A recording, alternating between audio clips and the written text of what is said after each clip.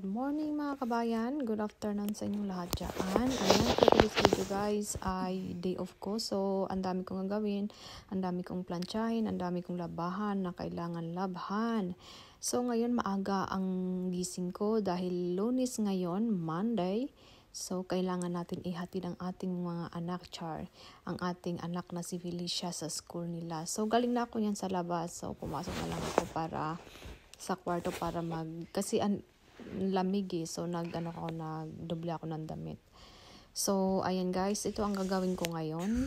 Ang dami kong lambahan, tambak ako ng plantsahin. Ayan, yan ang plantsahin ko at saka tutupiin ko yung lahat at saka plantsahin. Super madaming labahan. So before naman ako magtupi or magano-ano dyan, ikot-ikot. So kailangan natin syempre kumain ng breakfast. So ayusin ko muna yung ayan, ang dami kong basura, Diyos ko po. Ang dami. So, before naman ako mag-ikot-ikot at maglaba-laba dyan at magplantsa-plantsa. So, magluluto muna tayo ng aking breakfast dahil hindi pa ako kumain. Ang oras pa lang ay nasa 7:20 AM ng umaga dito sa amin. So, ang kakainin ko ngayon ay magluluto ako ng itlog. Dahil yun ang favorito kong kainin sa umaga, egg, diba? So, dahil madali lang lutuin siya, normally yung egg.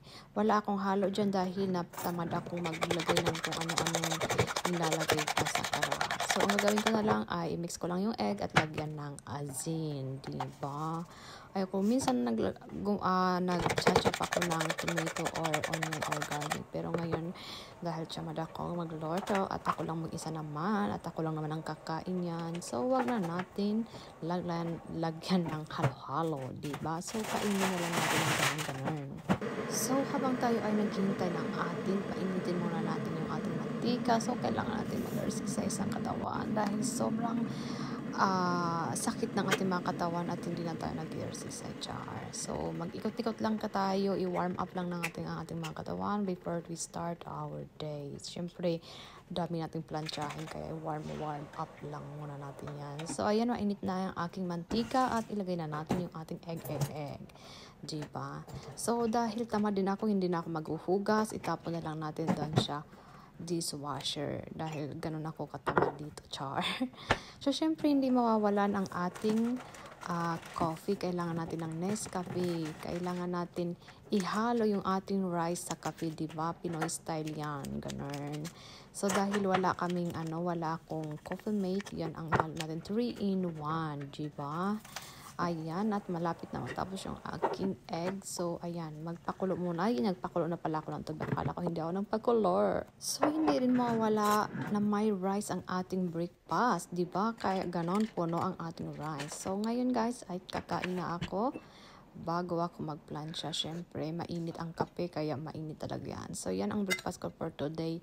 Rice with egg. Syempre, tambak ang aking rice. Diba? Kailangan ng ganun. Ganun talaga mga Pilipino mahilig sa rice 3 times a day. Depende lang yan sa tao kung anong gusto nilang kainin sa umaga. Pero ako gusto ko may rice ako kasi matagal magutom ulit. So, ngayon naman guys, dahil tapos na ako kumain, ayan naman guys, topic na tayo ng damit. Syempre gusto ko pag nagtutupi ako ng damit, nanonood ako at nakaharap ako sa TV dahil nanonood ako ng mga kung anong problema sa mundo. Nanonood ako ng Rapi Tulfo, mga movie na nakakatawa, Tagalog or at ano pa.